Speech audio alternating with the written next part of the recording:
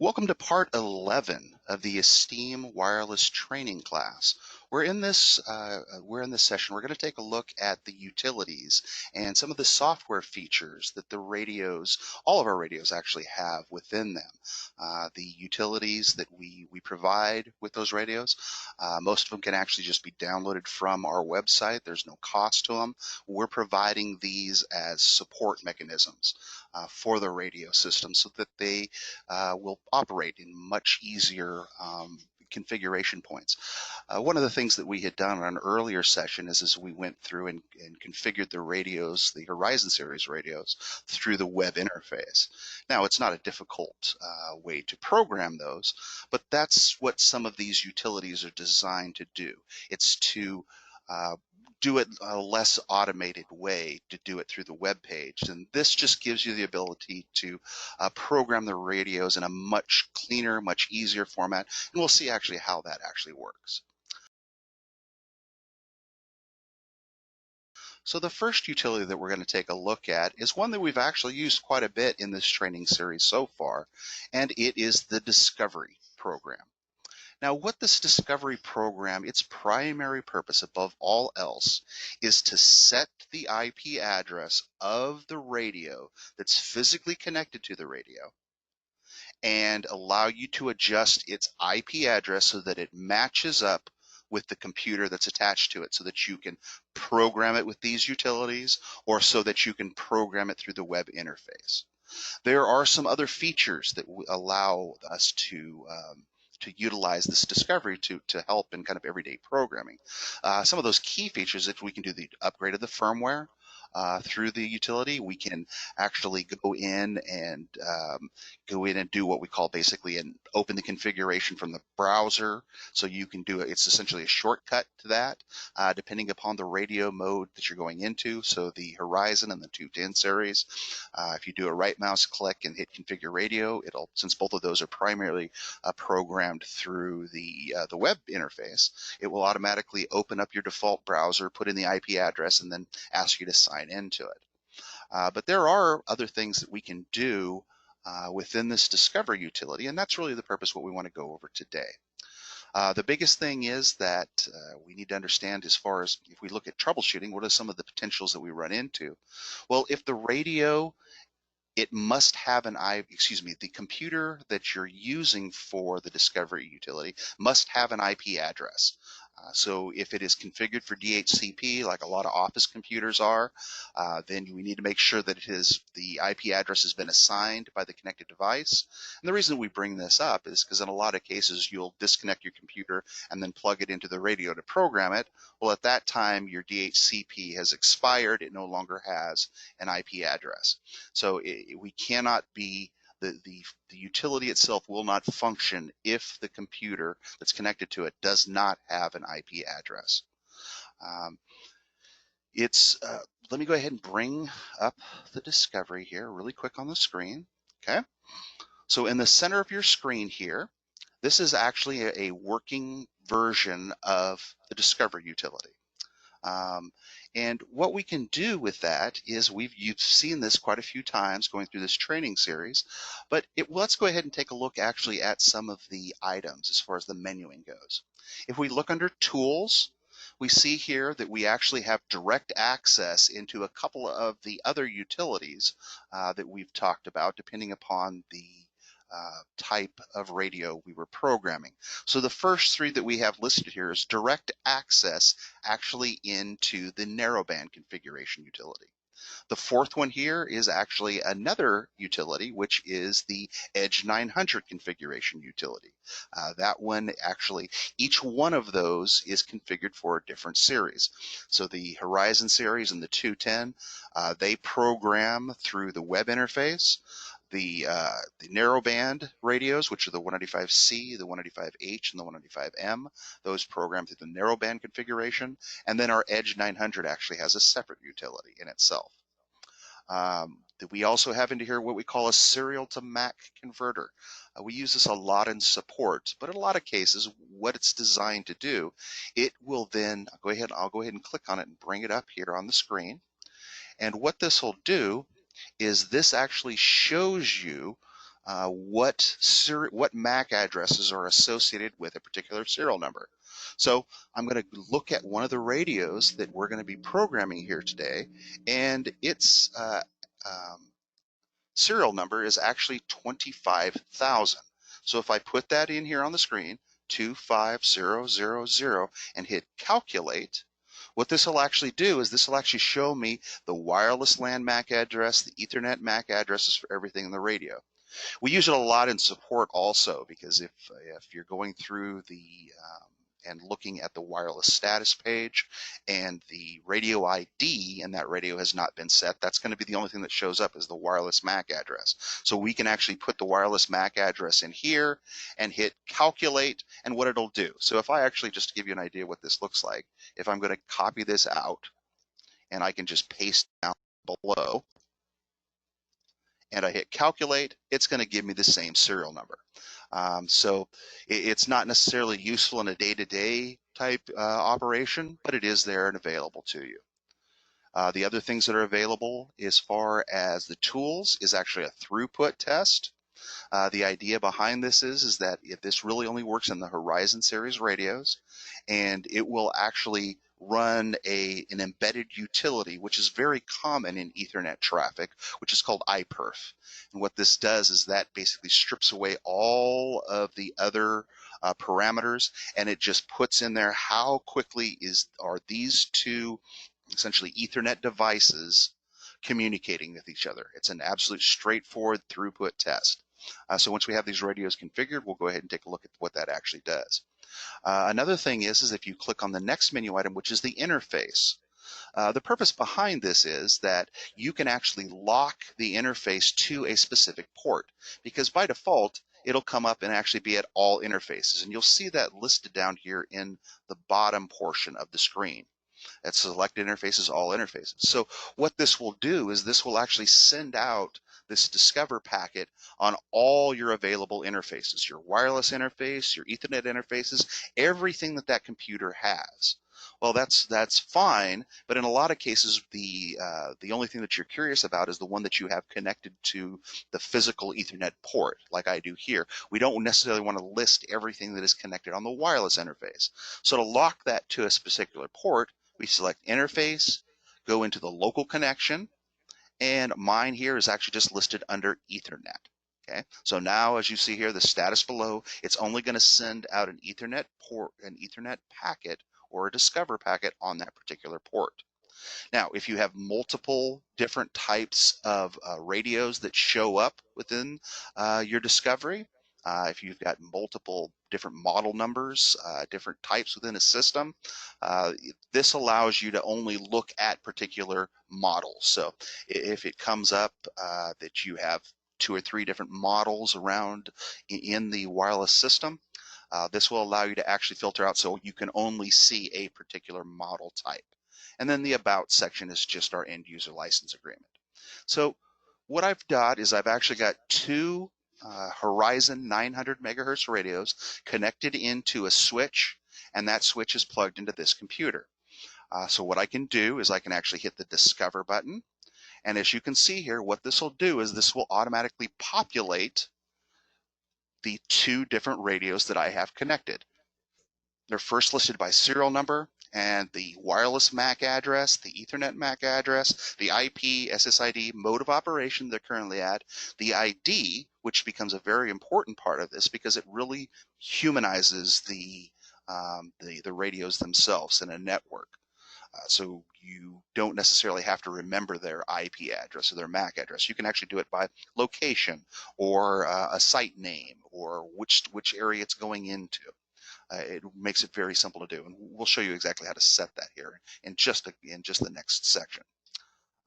It also gives you the firmware version number, and then finally the model number is listed here at the very end.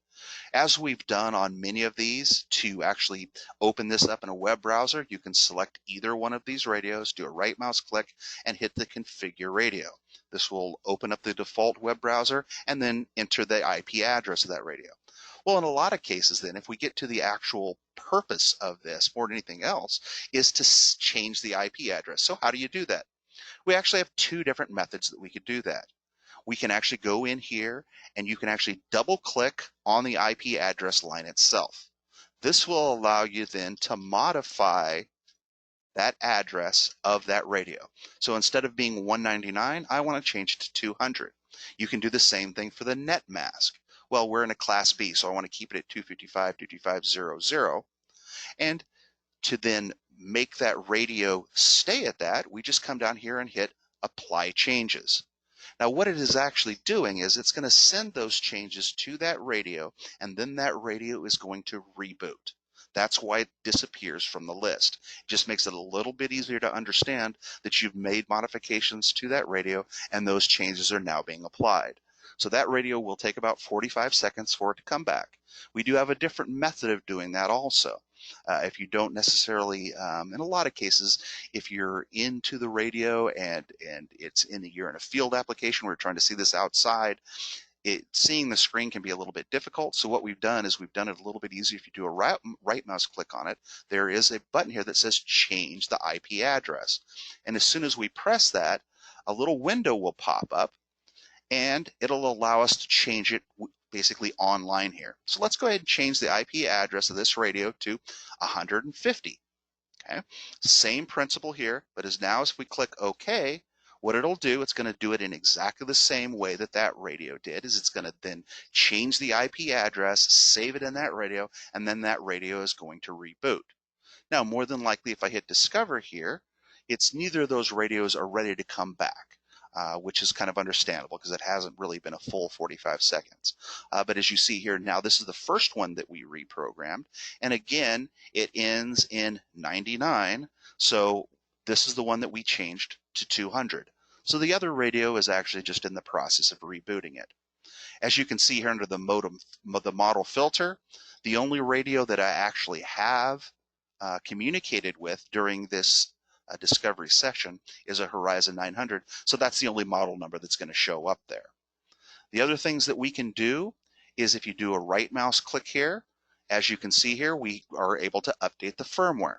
So this is a very powerful feature that if you want to then send a firmware version to a remote location, then you have the ability to do that through the Discover. The reason that both of these radios are actually showing up on the Discover of mine is that I physically have them plugged into it. Well, once the radios are programmed to communicate with each other, then you can actually run this Discovery utility to look at all the radios within the overall network. The only thing that I want to bring up with that is the Discovery is not a great tool for finding out how well the radios are communicating with each other. It will tell you that they are, but it's not a great method of troubleshooting it. Again, the primary purpose for this utility is to change the IP address of a radio that is physically connected to it. But you can use it in different modes to find out if you've got a link to a remote radio. The reason I bring this up is that if you're going to be doing a firmware update to a radio that is communicating over the wireless link, you'll want to do that into what's called a congestion aware update. What it will do is it'll send it out in smaller blocks of data and verify each of those blocks as it transfers through. It's a little bit slower in the way that it transmits, but the normal firmware update, it sends it out as quick as it's getting a response from the local radio. So in a lot of cases on a remote radio or a radio that's got a tremendous amount of traffic, this can easily overflow it. We also have the ability on the next tab to actually reset the radio. We can actually change, it's just as going out and pushing the reset button on the front of the radio. So it's nice if you've got a connection to a remote, somebody's working on it, this will give you the ability to either do it through the Discovery for a local radio or even a remote radio will work there also. Setting it to Ethernet only if you need to do some kind of a diagnostic and troubleshooting. Under the advanced, we have the ability to do what's called get the configuration and put the configuration. When we looked at the web interface, these were the backup files. So we can actually create a backup file and put that backup file into the radio. We also have a quick selection into that serial to MAC converter that we looked at under tools. And again, the same thing for the throughput test. It's just everything is listed on the right mouse click. The last thing that we have listed here is what's called the WDS link monitor. Well, if I click on the WDS link monitor for this radio, it's going to pop up another screen that showed up all over here. And as you'll see here, we currently have no peers associated with that radio. This is the same information that will actually show up within the wireless status page of that radio. This is just a quick input to the radio. The reason that it's very powerful is that when you're looking at the signal strength on the web interface, it's a static page. So the signal strength is not being updated all the time. So this WDS link monitor automatically updates the information every second. So if you're adjusting antennas, something that you need to keep an eye on what the signal strength changes are, this will allow you to monitor in a much quicker way.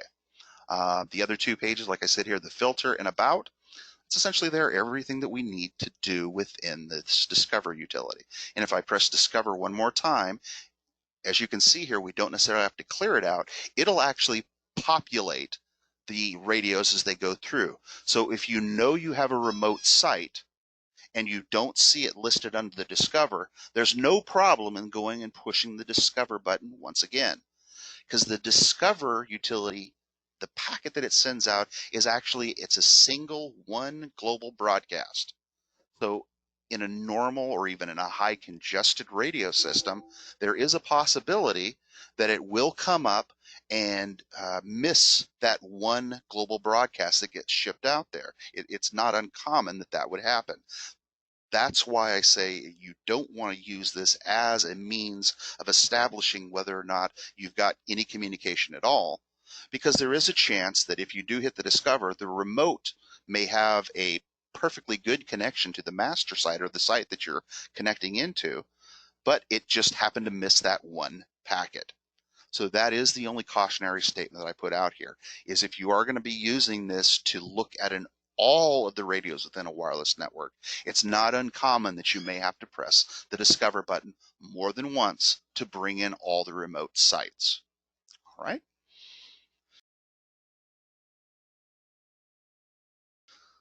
So let's go ahead and look at the next one, which is actually the Narrowband utility software.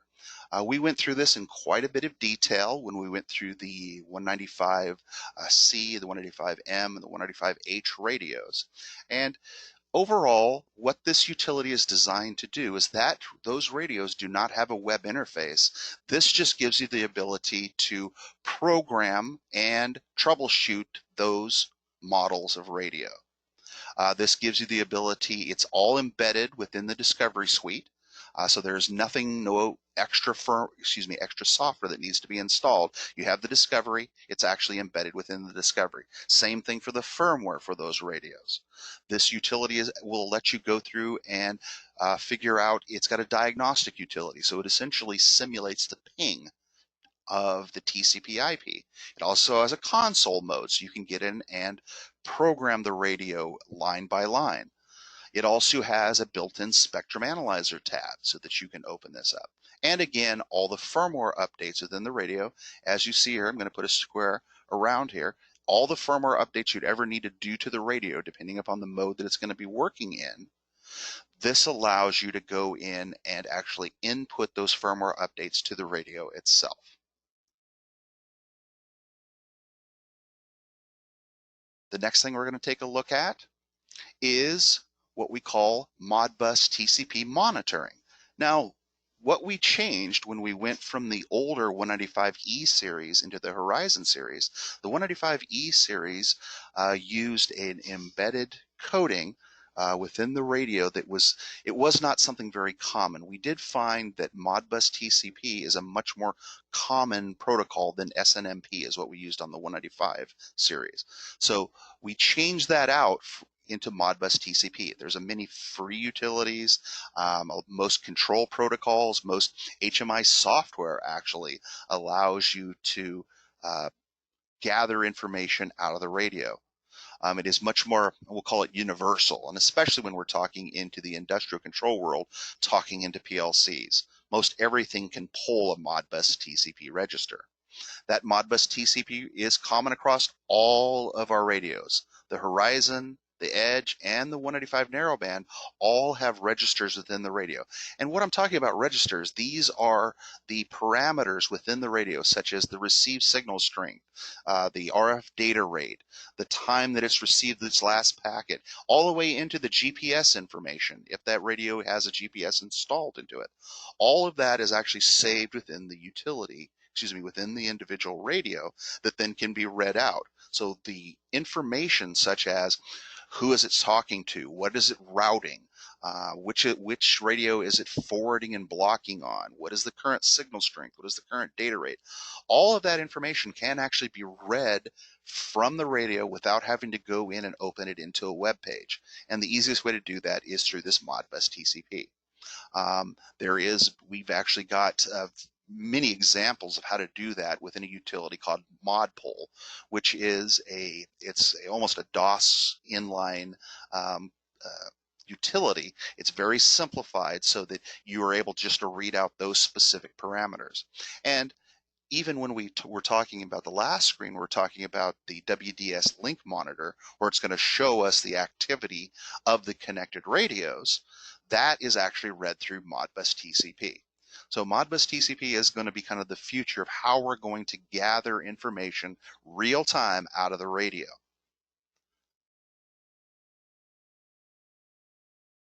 The next thing we want to take a look at is how do the radios handle VLANs? It's come up many times. Do we have any VLAN information configurable within the radio itself? The one thing we need to understand is that the radio itself only has 2 Ethernet ports. So reacting to kind of any VLAN makes no sense at all, because we're either going in or out of 1 or 2 ports. So putting VLAN and active VLAN traffic within the radio doesn't make a whole lot of sense. So what we do is that we actually pass all VLAN traffic. It's a unique type of Ethernet packet. And what it does is it allows you to put it, VLAN stands for virtual LAN, so that it allows you to segment networks into smaller data blocks, but it's happened at the communication layer, or actually inside of the data layer of the radio itself. That then traffic then can just be automatically passed between the radios. We're not going to react to it. We're just going to pass it as if it were a normal bridged packet. This is a much easier way for us. It's just we just don't interfere with it at all. We just pass it like a normal packet. So the last utility that we're going to spend some time with is what we call the ESTeem Network Suite. Now, what this software is designed to do, it's designed to take what we learned as, we'll call it the hard way of programming the radios, and greatly simplify how we connect the radios with each other. There are 2 ways that we can handle programming within these. The ESTeem Network Suite allows us to program either online with the connected radios, or even if you don't have those connected radios, it allows you to configure or lay your system out, make all the connections, make all your redundant connections between those radios, and then the beautiful part is you can save the programming for all the radios within a one single network into one file. It makes backup and changes within the radio system much simpler, so that you don't have to save. If you've got 10 radios in your network, you don't need 10 separate files. You can actually save all of the parameters for all 10 radios in one ESTeem Network Suite file. The ENS also allows us to go in and update the firmware, and we can update the firmware on one site, one remote location, one physically connected location, or all of them at one time. It is also very aware of where you're at within the network. So if you are even connected to a remote location, you bring up all the sites within your network. What this will do is this will automatically calculate which is the furthest site away, update its firmware, and then start updating the firmware from the locations back to the radio you're at. why that becomes important, it kind of makes sense. Even if we look at what's listed here on the screen, if you're connected in here, out here to remote number 2, and you actually want to update the firmware at remote number 1, which we see over here, but the only way we're talking to that is through the office site. The only way that we could do that is if you updated the office first, we're immediately going to lose connection to remote number 1. So what this utility does is it then calculates all of the available links and says, oh, this one is the furthest one away, so I'm going to go ahead and I'll update this one first, and once that one's done, then it'll move over and do the office and continue to work its way closer until it finally, the last one it'll actually update is the one you're physically connected to. So it is aware of where you're at within the network so that you don't necessarily need to do it one by one, which you can do, but it isn't necessary. There are also parameters within this utility, which we call global characters. And those are the ones that are going to be common for all the radios within one wireless network. Things like the SSID or the network name, the frequency of operation, the bandwidth of operation in some different radios. Each one of those has to be identical for all the radios within the network. So if you change it on one, it has to be changed on all of them. So those are what we call global parameters. So let's go ahead and take a look at an active working ESTeem Networking Suite software package. I'm going to bring it up here right in the center of our screen. Now, as you see here, when you open this up, you're going to start with a blank box here, and we have many different ways of starting communication. If we hit Discover Networks, what this will do is this uses the same type of discovery packet that is sent out through the Discover utility, and it will interrogate which radios are out there. So those 2 radios that we saw on the Discover utility, I'll go ahead and bring it up here real quick so we can remember what we're looking at. So those 2 radios, as you see here, they have the same SSID and they're the same model. Because of that, they're going to show up in the same network. So as we see here, this is a Horizon 900 megahertz network. The SSID is ESTeem. The frequency that it's operating on is 912 megahertz at a 10 megahertz bandwidth. So that's why we're actually picking up 2 radios. If they were on different channels, we would see one radio at one frequency and we'd see the second radio at another frequency. So the idea behind this is that this will go out and interrogate who you want to talk to. We also have the ability, and what I'm going to do is do a right mouse click and do close a network. You have the ability of going in and putting in what we call a new network. So if you hit new network, it's going to then pop up a screen and ask you, what is the frequency of this new network? So if you don't have any radios that are currently connected to the system, or you haven't purchased those radios yet, but you know you're going to be putting in, say, a Horizon 2.4 gigahertz radio network, you can then start with a new network, select the frequency of operation, and then add the radios to create the same kind of network. You can view, we can load a saved network. As I mentioned to you, all the radio parameters are saved for all the radios within one ENS file. So those are actually saved and the location of where they're at on the screen. Or if you've got multiple networks up here, I'm going to go ahead and hit the Discover again. If you click on this, if we add a second one down here, this View Selected Network is really the same thing as just double clicking on this. It gets you to the same place. So we'll quickly go under, see what's under available here. So under File, we have those same exact parameters and the quick shortcuts to each of those. So if you do get familiar with these, it will actually, learning what the shortcut keys can save you a tremendous amount of time. Same thing for the interface. As you'll notice, the same interface parameters that we had on the Discovery show up here on the ESTeem Network Suite. And of course, within each one of these, we also have a help version.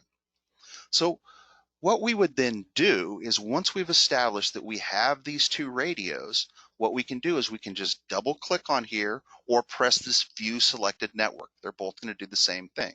So what the utility will actually do is it will go out and interrogate all the operating parameters of these 2 connected radios. As you see here, what I've got here is that I've got a firmware serial number is one of the primary elements to how it recognizes that radio. So here is the 24999, and as you see here, if you just leave the mouse cursor over the top of the radio, you'll see it actually will bring up the status of what's inside of that radio, everything from the software version, the model of radio, which mode of operation, a lot of the same parameters that we're seeing on the Discovery, but it's actually an active part of the communication between the radios. And as you can see here, the 24999, we actually changed that to 200, and that's represented by the IP address. So as you see here on the 2500, we changed that to 150, and that's also represented there on the screen. So how do we work? What do we do with these? Well, one thing to keep in mind, what these are is these are essentially elements that we can lay out on the screen.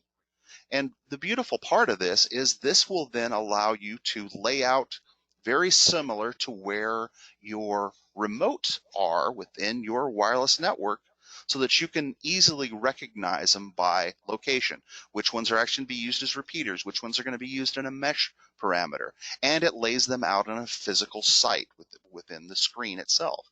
So when you go in and you go to say File and Save the network, it'll save its location on the screen also, so that you just don't have one large large block of radios in the center. You'll always see where they're connected to each other, but you don't necessarily see where they're physically laid out in the real world, in the space.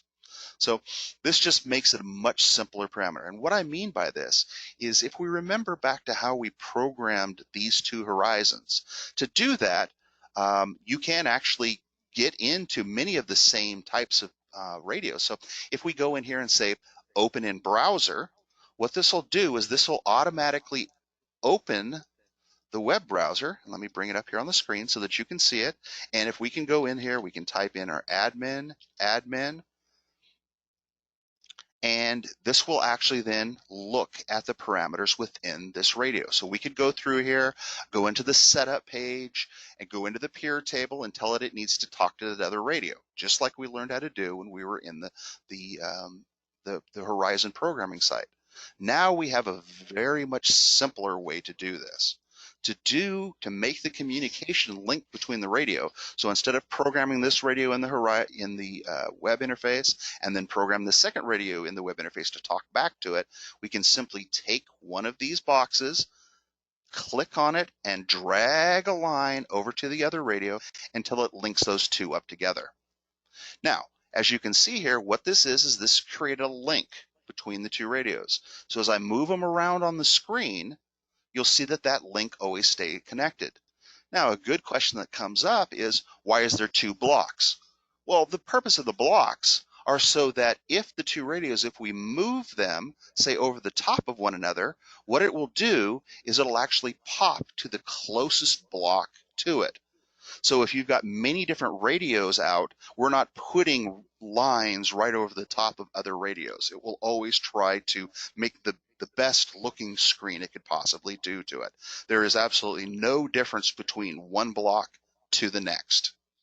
So the beautiful part is that now what we've done is, by dragging and dropping that, we've actually created a link between these two radios. Now, to verify that that's true, let's go ahead and say this is our master site, and let's say this is our remote site out here at our two different radios. So what we can do is, just like we could do on the web interface, we have the ability to go in and change many of the parameters. So to do that, instead of going and opening this in a web page, we can simply just double click on the radio. If we double click on the radio, we can go in there and start adjusting parameters much in the same way that we could do within the web interface. So let's go ahead. It uses the same kind of back and forth or next button. So let's go into mode select. We select next. We can see in here which mode of operation. Those are all the different modes of operation: the AP bridge, masquerade router, station bridge, station masquerade, station router. Everything that we had seen when we went through the programming parameters are all adjustable within here. What we've also done is made this a little simpler so that we can, within the first page, we can do our radio ID. So let's go ahead and just call this site the master. And again, we can adjust the distance between it. Well, mine is very, very short, so I'm going to actually set my distance at 1 mile because they're within my within my building here. So it's not going to be much further distance than that.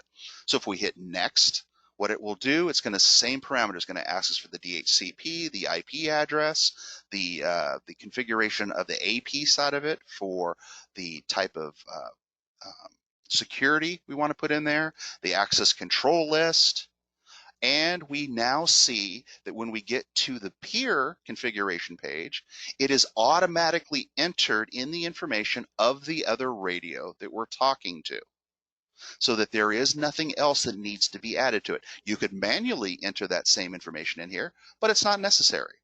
And as you see here, if we hit commit, what this will do is the only thing that is physically changed on this is no longer identifies this radio by its MAC address. We now address it by the name. So we can do the same thing at the remote. What we can do is just hit next, and you only need to change the parameters that are necessary. So if we in here type in remote and hit commit, we see here now that what we've got is we've just basically got a master and remote, and we have a link between the two. Now, why this is important is that every element within this page is an active element. So if we actually double click on the line, this actually tells us the parameters for that radio link between the two. What is the path length? So we could adjust it if necessary, just like we did when we were doing the mesh configuration. We can set the different rates that it's operating at, the type of encryption that is used on that link. And even it's got an advanced tab, which also we had on the web interface, that allows you to quickly get to that.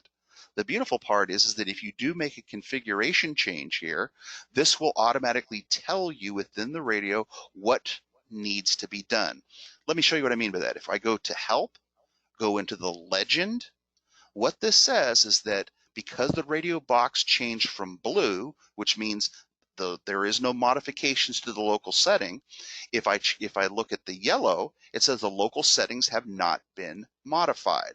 So we've made parameter changes to the radio that have not been saved, which means that we've drawn the link between it and we've put the two names. Now we have two different ways that we can program this radio. We can actually go to one remote site and do a right mouse click on it, and then you say send settings to selected radio. Or we can actually go up here, oops, sorry about that, didn't mean to move it. We also have the ability to go up here under radio and hit, we can save it, basically change send the settings to the selected, or we can send it to all the radios. So to do that, all we just need to do is actually select both radios. If I hit the control key and select the two radios, you see now that they both have black boxes around it. Then we can do a right mouse click and send it to selected radio or radios, or we go up here under radio and select send settings to selected radios. They both do the identical thing. It's just a matter of where to find them. So let's go ahead, before we actually program these radios, let's go ahead and actually look at the menu, what's available to us. So if we look under File, we can open up a previously saved network by hitting Open Network. We can save the network we're currently working on. So let's go ahead and save that. Let's go ahead and call this our training network, and we'll hit Save. Now the beautiful part is that it not only saves all the parameters of those radios, but it also saves all of the location of where they're at on the screen. So if you've done you've laid them out so that they model to where your network looks, this allows you to come back so you don't have to readjust it all the time. We can exit this network. We actually jump out of the entire application from here. Under Edit, we can delete a selected radio. We have more than one of them programmed. Oops. Simply moved it off the screen. I apologize. Let me find it here. Let me move it back up. As you can see here, our working space within here is quite large. So you can create the very complex network, very large size, and lay them out in almost, in a fairly good scaling to it. So if we go back under Edit, as you see here, because I had more than one radio selected, if we hit Edit, we couldn't edit the selected item because that just grayed those out because I had both of them selected. We can delete a selected one. You can automatically try to place the radio. So if we do that, what it's going to do is it's going to then try to take all the radios that it finds and lay them out in the most logical order. It doesn't try to place them anywhere to where they're at in the real world, of course, but just lays them out so that they're easy to see on the screen. We can go in and undo, redo the changes. We can find a particular radio that has a parameter, whether it be by model, serial number, MAC address, and we can find the next. If we are basically lost off of one side, like we had scrolled off to the side, if you hit origin, it's actually going to bring us back towards the center. The nice feature here is we have the ability to create a snapshot. So you can actually create a picture from what we have on the screen. So if I go snapshot, it's then going to ask me what type, or what do we want to call the screenshot name. So it just creates a screenshot and we can hit save. So now if I go over here, it's kind of happening off your screen, but I'll bring it up and show you what this actually looks like. So if I go over here to documents, all right, and I find that document, here it is. And as you see here, I'll bring it back over here to the screen size, bring it up full size. And as you can see, what it does is it takes a picture of the radio and also tells you some of the network parameters as far as what type of radios it was, what frequency of operation, how many radios were in the count, and it draws them on the screen. It's a nice little feature. We may use it quite a bit in support and ask you for kind of a screenshot.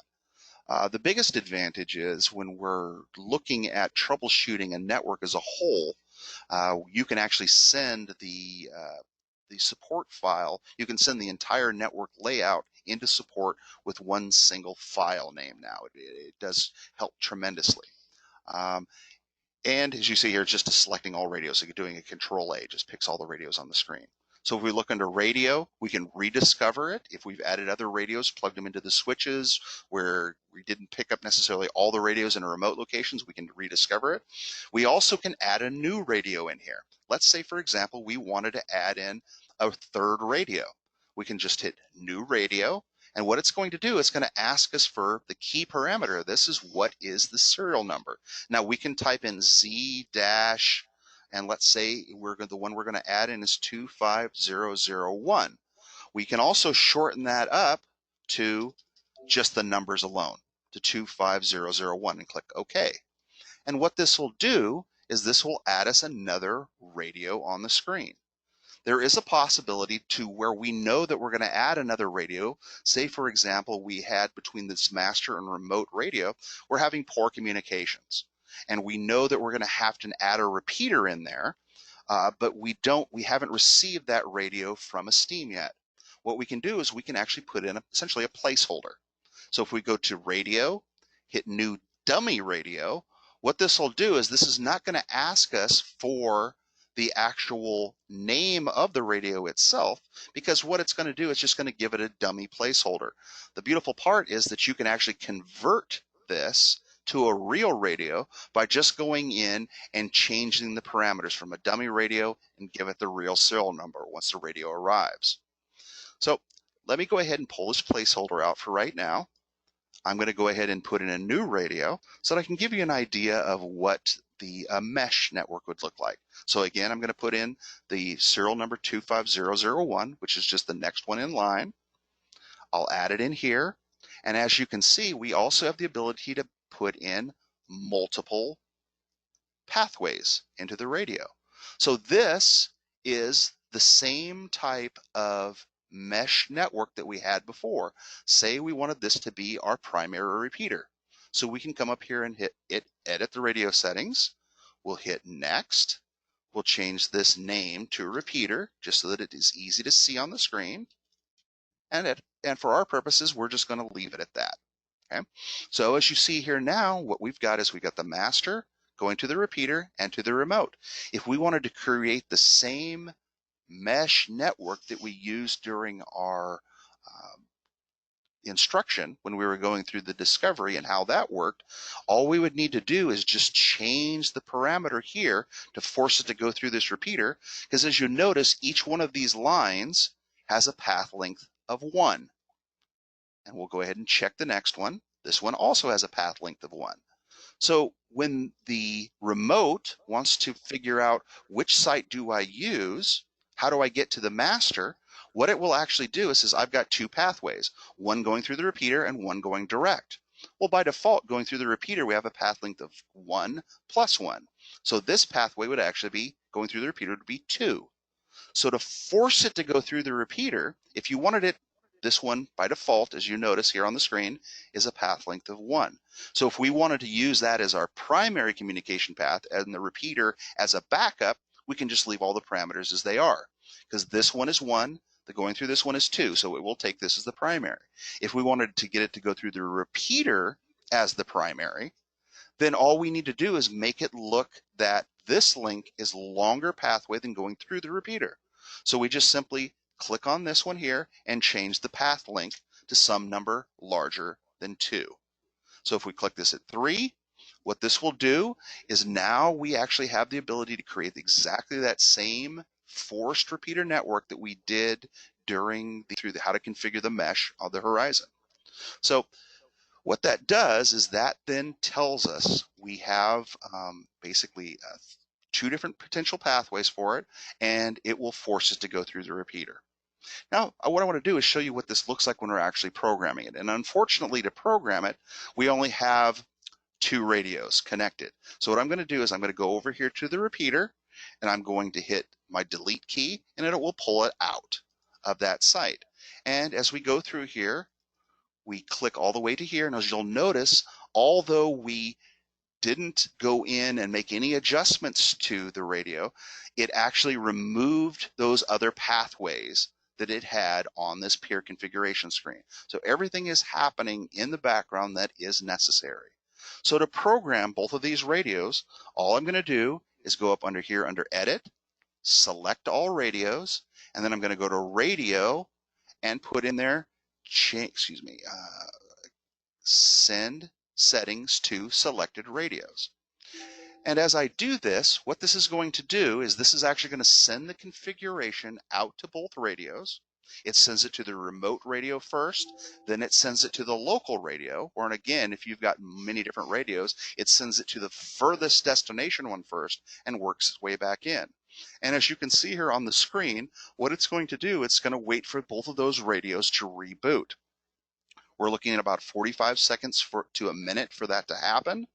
So what's going to happen is as soon as it has recognized that the remote radio has reset, it's going to go ahead and put that one back on the screen. So you just watch this as monitoring, and it will then tell you as it reboots, it'll come up and pick up the first one. We'll see rebooting 0 of 2. It'll come up and say rebooting radio 1 of 2 and then 2 of 2. So the last thing I wanted to make a note on here is that it is not necessary that you have these radios in your possession to use this configuration utility. This is one of the things that we can help with. If it is something that you know that you're going to have a system out there, you know where these sites are, we know the sites are going to be used as repeaters, we can actually configure this not necessarily online, but we can actually do an offline configuration of it also. We can lay them out. We can actually go in within the utility and set them up. We can start them out as dummy locations until we find out what the serial numbers actually are. Now, as you notice here, we changed from yellow to blue, which then tells us that there have been no parameters. The radio parameters have been accepted. And if we look at these radios, we go through the configuration, we'll see here that we have now loaded this path into each of those radios.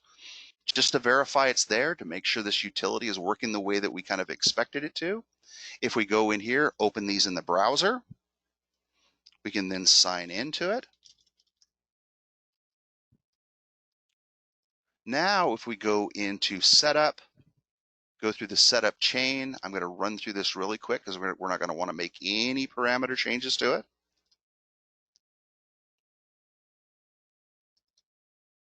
Set the channel, SSID, the passphrase, access control list, and we're going to finally get here to the peer configuration.